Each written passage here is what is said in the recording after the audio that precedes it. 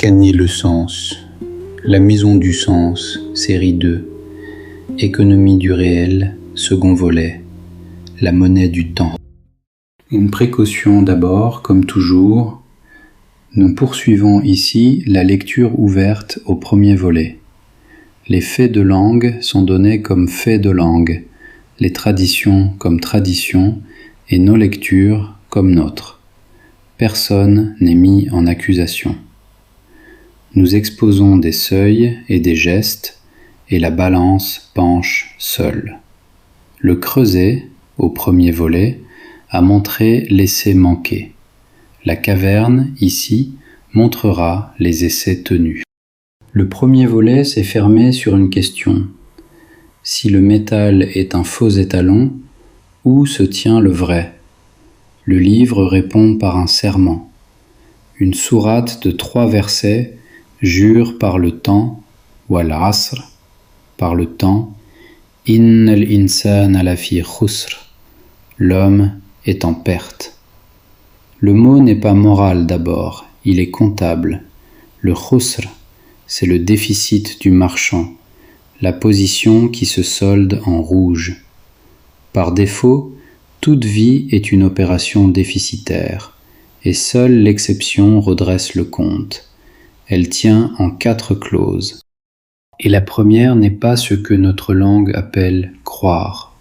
Le verbe est amanu, sur la racine hamza mim nun, celle de l'amn, la sécurité, de l'amana, le dépôt confié, et de l'amin, le digne de confiance.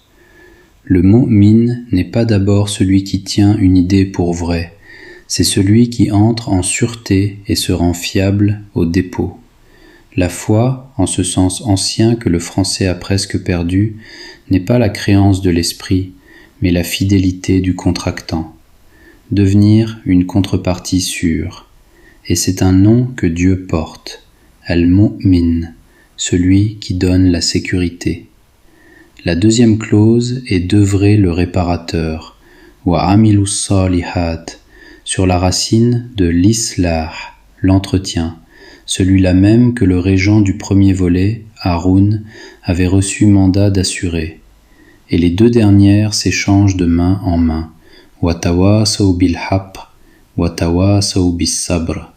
Le vrai gravé de notre première série revient comme l'un des 2 biens que les hommes s'assurent l'un à l'autre pour ne pas sombrer, et la patience est le second. Mesurer où se tient ce serment. Dans le dernier mouvement du livre, parmi les sourates brèves de l'avertissement, la racine du vrai se fait rare, et c'est la sourate du temps qui la porte, cousue au serment par le temps. Le temps juré et le vrai gravé ne se rencontrent qu'une fois dans ce registre, et ce n'est pas un montage de lecteur, c'est dans la distribution même du texte. Car ce que le serment établit, c'est l'unité de compte de tout notre diptyque. La mesure vraie n'est pas le métal, mais la durée des vivants. Et si l'on se souvient d'où venait l'or du veau, ce métal était du temps de vie capté, solidifié en lingots. Juré par le temps, c'est juré par la seule matière dont l'idole était faite. Le référentiel vrai résorbe le faux étalon en le nommant. Ce que le lingot prétendait mesurer, le lingot l'avait volé. Il existe dans le même livre une sourate entière qui garde le manuel des essais tenus, la sourate de la caverne, qu'on récite le vendredi. Elle s'ouvre sur une déclaration qui est déjà tout notre programme. Inna ja'alna ma 'ala al-ardi zinatan laha linabluwahum. Nous avons fait de ce qui est sur la terre une parure, afin de les éprouver, lequel serait meilleur en œuvre. La parure, cette même zina que le premier volet a vu fondue en idole, est déclarée ici pour ce qu'elle est à la source, matière d'épreuve. L'or n'était pas piège par nature, il était sujet d'examen. Le veau fut la mauvaise réponse à une question que la caverne, elle, pose et résout 4 fois.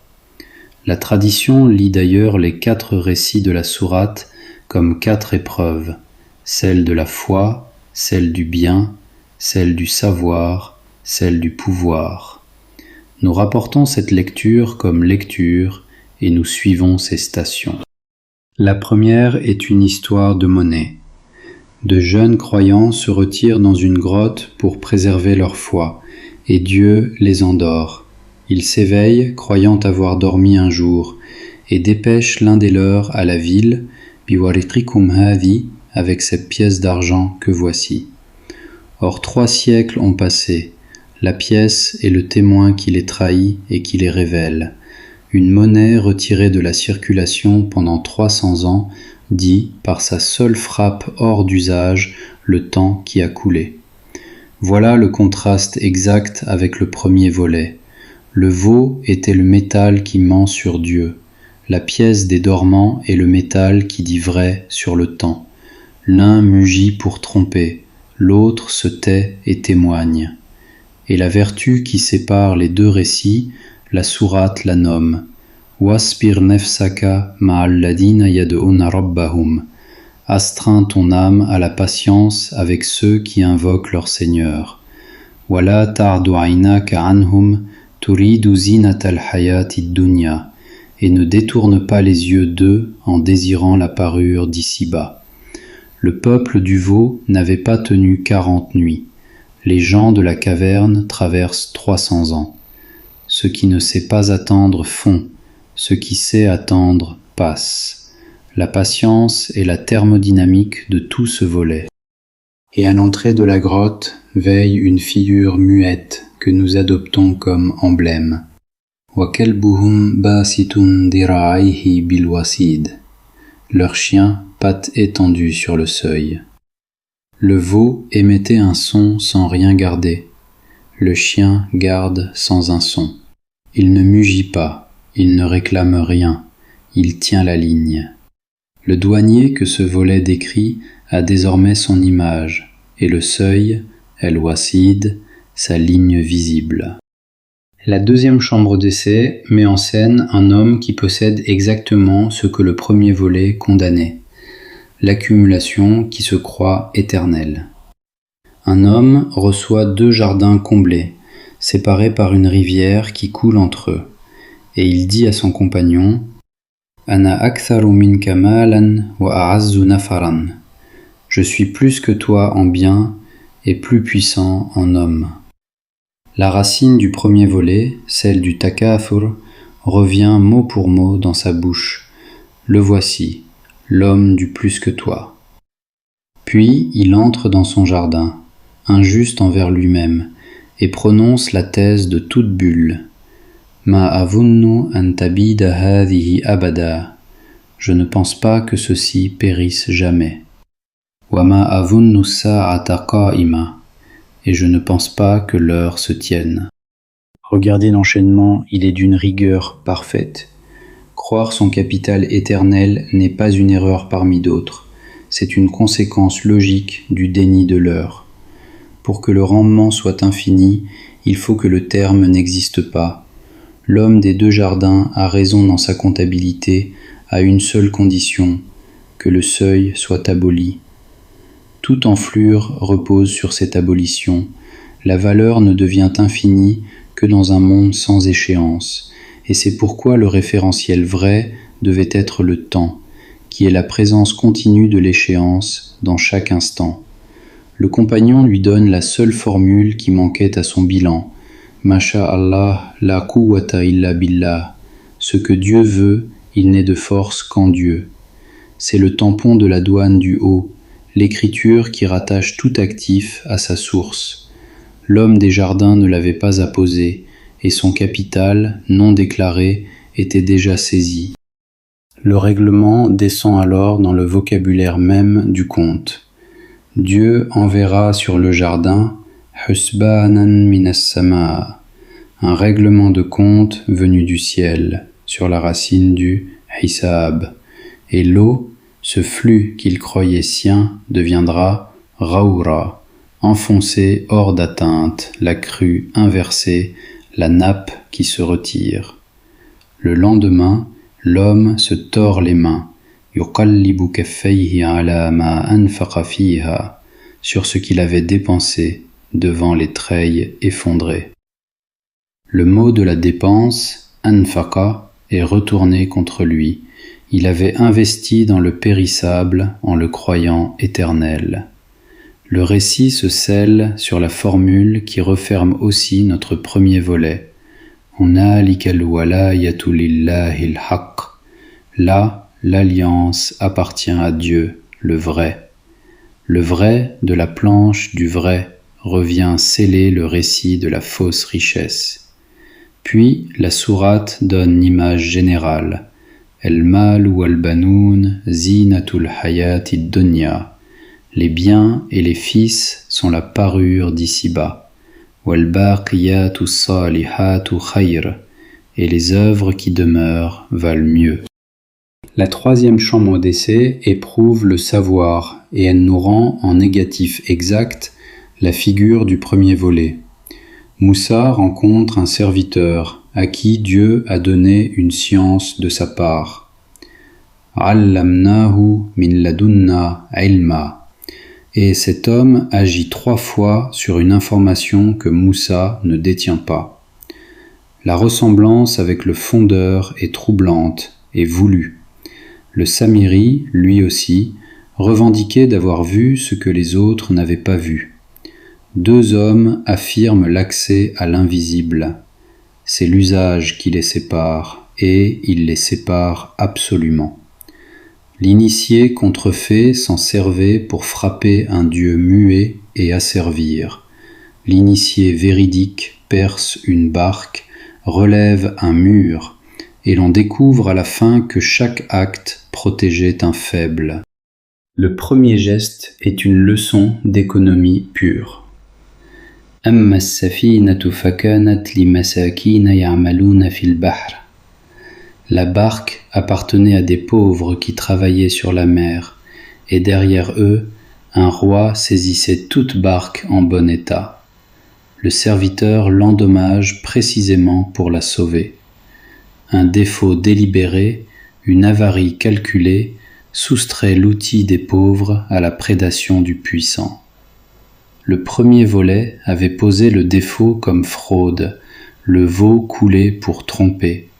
Ici, le défaut est régulation, l'imperfection introduite pour protéger. Tout dépend encore du mandat et de l'objet, abîmé pour capter ou abîmé pour préserver.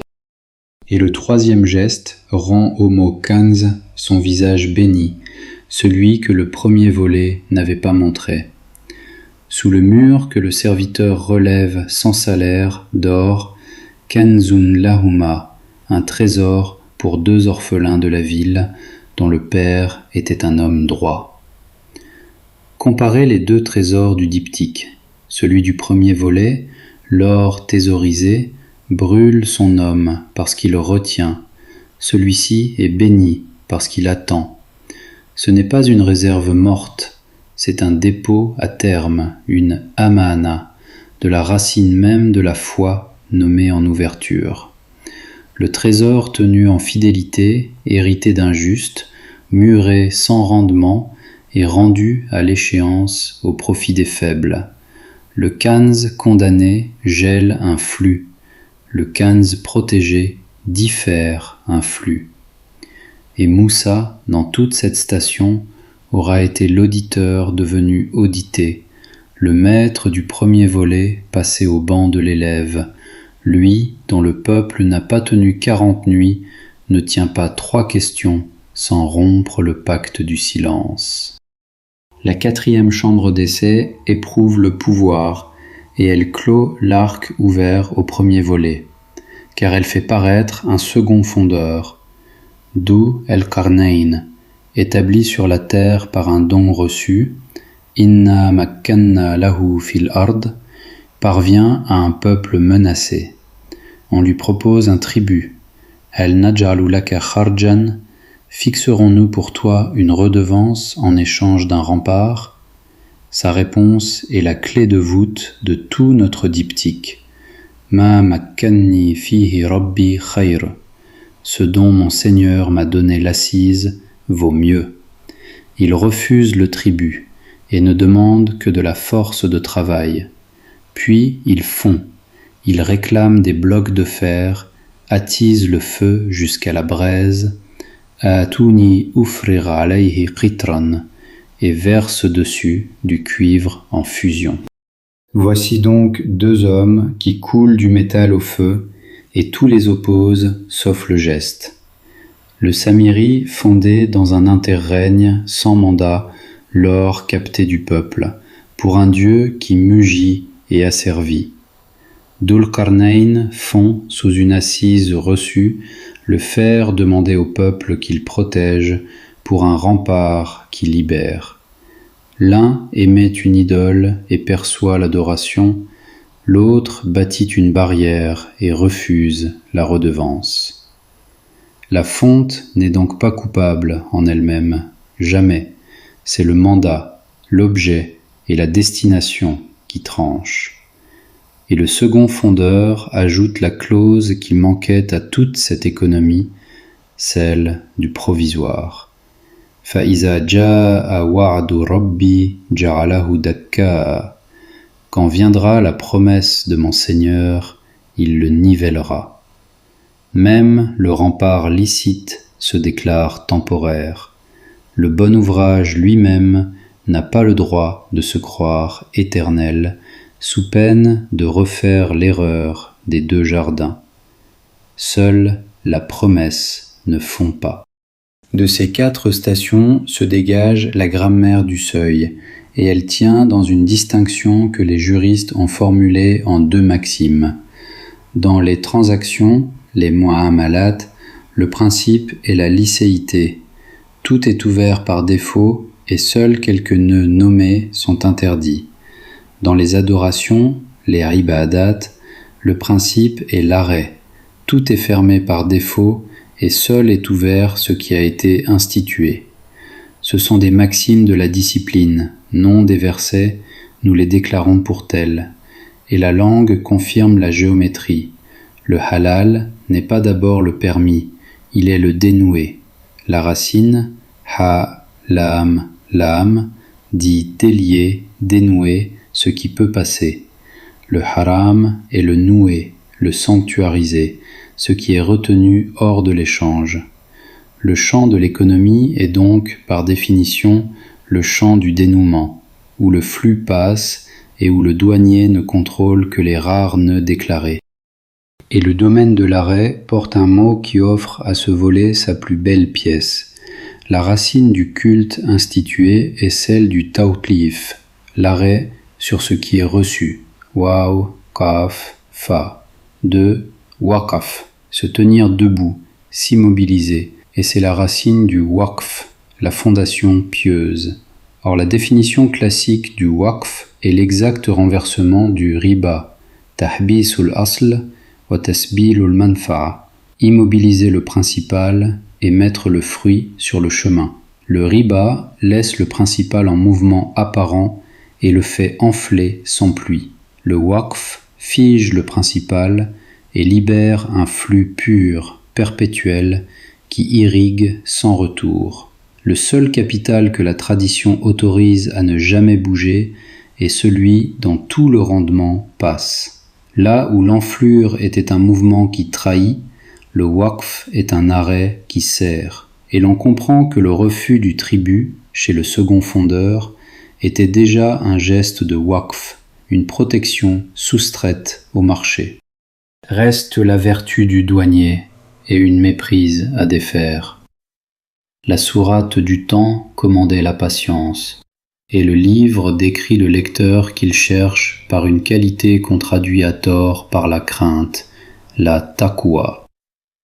La racine, waw, kaf, ya, ne dit pas la peur, elle dit la wiqaya, la protection, l'écran que l'on dresse entre soi et ce qui menace.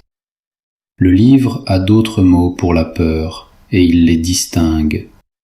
La définition classique, rapportée d'un compagnon, est une image de marche. As-tu traversé un chemin d'épines? Alors tu as serré ton vêtement et regardé où tu posais le pied. Voilà la taqwa. Le muttaqi n'est pas celui qui tremble, c'est celui qui veille où il pose le pied. Et le livre oppose deux vêtements, celui qui couvre le corps et libasu taqwa, dhalika khayr, le vêtement de la garde qui vaut mieux. La garde attentive contre la parure, notre couple de nouveau, en habit cette fois. La taqwa est donc la disposition même du poste frontière. Le douanier ne tremble pas devant la marchandise, il la regarde, et cette garde a un adversaire précis que le premier volet a déjà nommé. La sourate de la rivalité ouvre par Alhaakumut takathur. La course à l'accumulation vous a distrait sur la racine du divertissement. Le livre lui répond dans la sourate de la lumière, par la même racine niée, La tulhihim tijaratun wala bay'un an dhikrillah, des hommes que ni commerce ni vente ne distrait du rappel de Dieu. Le texte ne dresse pas le négoce contre le culte. Il fait passer la ligne à l'intérieur du négoce, entre le commerce qui distrait et celui qui ne distrait pas. Il existe des hommes en pleine transaction qui sont en pleine adoration, et le poste frontière qui requalifie l'une en l'autre est intérieur, c'est l'intention. Innamal a'malu binniyat, les actes ne valent que par les intentions. La taqwa est la garde de ce seuil-là. C'est ici que se referme la thèse des deux volets. Les transactions sont permises par défaut, les adorations interdites par défaut. Mais cette distinction est celle de la vie sous le terme, et elle s'éteint au terme, car il fut dit « Wama khalaqtul jinna wal insa illa liya'budun » Je n'ai créé les djinns et les hommes que pour qu'ils m'adorent. Et le jour où toute dette se solde s'appelle Yawmuddin, le jour dont le nom est celui de la dette et de la religion, tenu d'un seul mot. Au jour du règlement, il ne restera pas les transactions d'un côté et les cultes de l'autre. Il ne restera que des actes pesés, c'est-à-dire, en dernière analyse, de l'adoration accomplie ou manquée. Tout est ibada, in fine. Non que le droit s'abolisse, mais qu'il rejoigne son horizon, où la seule tijara qui n'est pas fait faillite, tijaratan lan tabur, est celle que le rappel n'a jamais quittée.